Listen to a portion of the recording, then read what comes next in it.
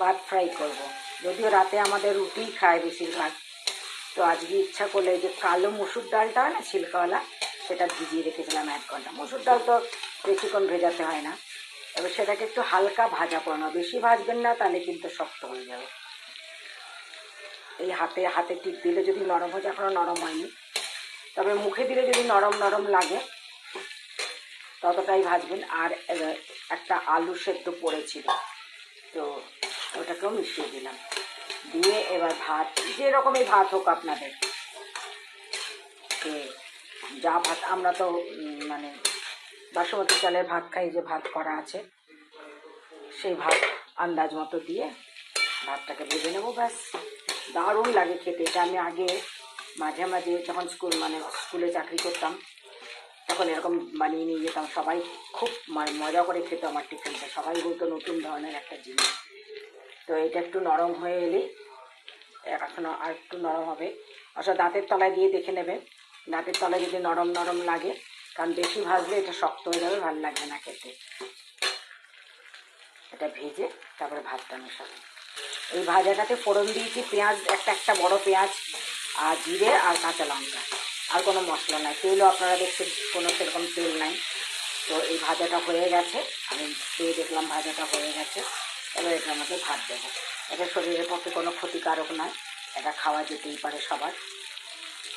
আবার সবাই বলে উঠবেন না যে আমি তেল মশলাওয়ালা জিনিস খাচ্ছি, এটা কিন্তু কোনো তেল মশলাওয়ালা জিনিস নয়, এবং ডাল দেওয়া পুষ্টিকর খাবার, যেটা আমার জন্য সবচেয়ে ভালো। ভাত মিশিয়ে দিয়েছি, আঁচ কিন্তু কমানো। আমি বারে বারে বলি, ভাত বা নুডলস যখন ভাজার জন্য দেবেন তখন আঁচ কমিয়ে দেবেন। এটা আমাদের 4 জনের খাবার, মানে আমরা 3 জন খাবো, আমি, আমার হাজব্যান্ড, আমার মেয়ে, প্লাস আমার আমার সকালে যে কাজ করতে আসবে শেফালি, তার জন্য একটুখানি রেখে দেবো। ওদেরকেও আমি যা বানানো হয় তাই খেতে দিই। তো শেফালিকে এগুলোই দেবো, কারণ এসে তারপরে ব্রেকফাস্ট বানাতে বানাতে দেরি হয়ে যায় শেফালির জন্য, ওই জন্য শেফালির জন্য একটু রেখে দেবো এই খাবার। এই হয়ে গেছে আমাদের ভাত ভাজা। দেখুন, 1 ফোঁটা তেল দেখতে পাবেন না। কারণ আমি ওই কথাটা কেন বললাম, যে অনেকে বলে, কারণ অনেকেই আমাকে আমার ফেসবুকে মেসেঞ্জারে কমেন্টস করে আমাকে অনেকে বাজে মন্তব্য করেছে, আমার খাবার তেলওয়ালা মশলাওয়ালা, আমি এগুলো খাই বলে আমার নাকি শরীর খারাপ থাকে, হ্যান না ত্যান না। সেই জন্যই আমি বলে দিলাম যে এটা একদম পুষ্টিকর খাবার আমার জন্য।